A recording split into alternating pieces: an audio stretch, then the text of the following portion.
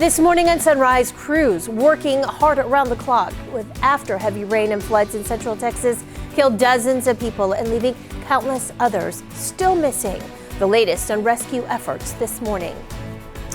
Hi everyone, it won't be floods like that, but we could see our own set of showers and thunderstorms that may be packing a punch later this afternoon. It's an impact day, and I'll explain why in your Get Ready forecast just ahead. An assistance for those struggling to pay energy bills as temperatures continue to climb. What you can do to apply for help.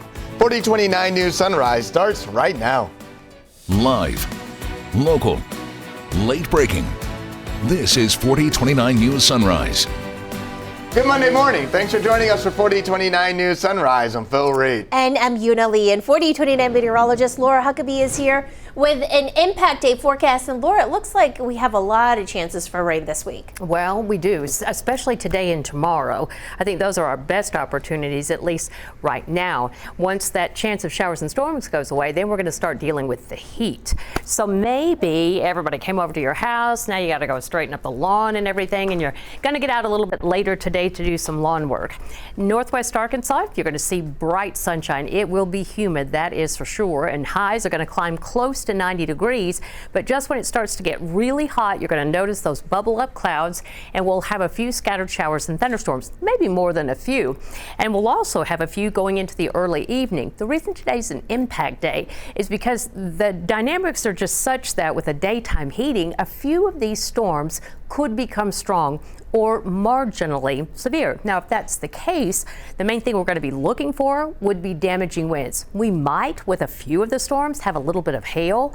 Now, again, not every storm will become severe. Not everybody's going to see a storm, but I'm just letting you know that a few of them could get a little stronger, that's for sure. Same goes for the folks in the River Valley, but to a slightly lesser degree.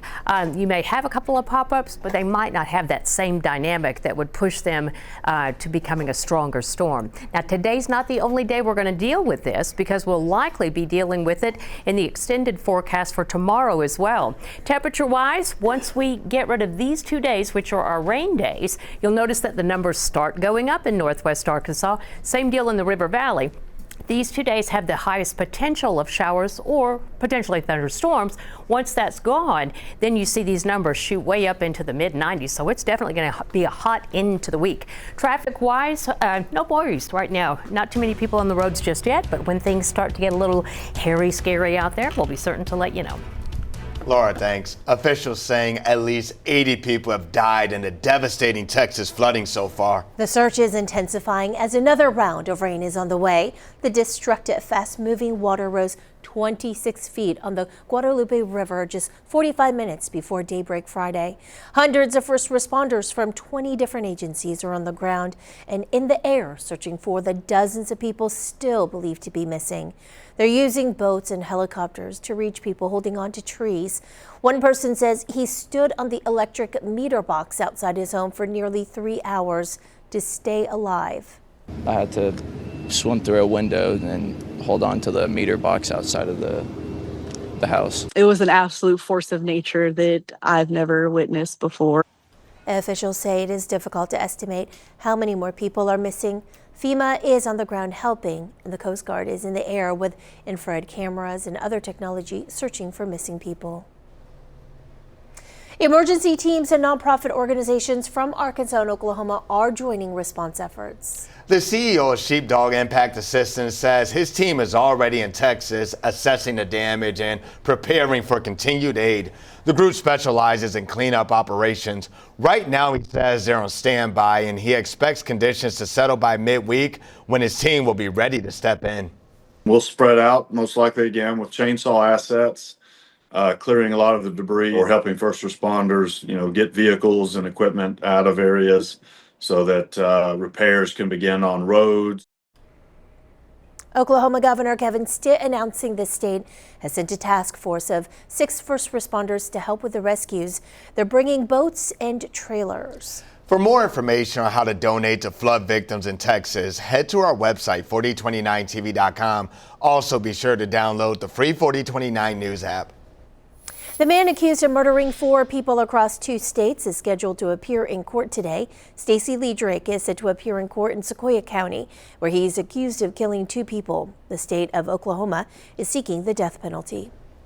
6:05, and in the summer, the Economic Opportunity Agency in Washington County opens up applications for LIHEAP funding. 4029's Drake Foley joins us live in the studio with details on how to get the funding. Well, Phil Una, the low-income energy assistance program for those people that don't have the access to be able to pay all these bills during the summer months, this funding can really help them, especially when they receive that emergency benefit and non-emergency benefit during the summer. Now, you can apply for either of those, and last summer, LIHEAP helped more than 2,400 individuals in Washington County avoid their energy being disconnected with the funding that LIHEAP has. It is critical for some families during the summer months with the extreme heat and rising energy costs to keep their homes cool. Non-emergency funding is open until August 29th, while emergency benefits are open until September 30th. They're going to keep their utilities. Some people have to, especially the elderly, well, do I pay my electric bill or do I buy my medicine? That kind of thing. So it's very important to keep this program going. You can apply for LIHEAP via their online client, and Washington County residents can call the Washington County EOA for assistance. Live in studio, Drake Foley, 4029 News. All right, Drake, thanks so much. And as temperatures begin to climb, your cars can start to become dangerously hot. Coming up on Sunrise, what you need to know about keeping your children safe and how long until they're in danger in this heat. Stay with us. Time's now 6:07.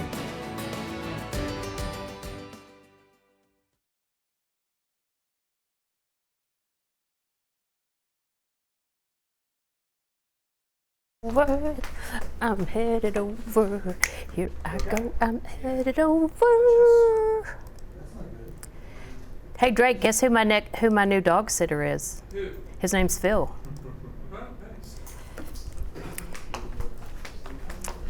His name is Phil. But now Phil, he's gonna want to sleep with you. That's the only thing. I'm ready, Freddie. I'm ready. Yes, I'm ready. What? The one time I'm ready and no one else is?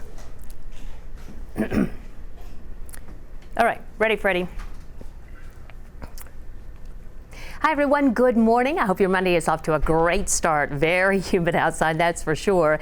Sunshine, warm temperatures today. Northwest Arkansas will be close to 90. Through the afternoon, we're going to see some scattered showers and thunderstorms. Some of the storms could be stronger or marginally severe. Today's an impact day because the dynamics are set up that a couple of these storms could pack a little bit of a punch. So caution when you're heading out a little later today. In the River Valley, same thing, but to a slightly lesser degree. It's going to be hot today in the River Valley, low and mid 90s.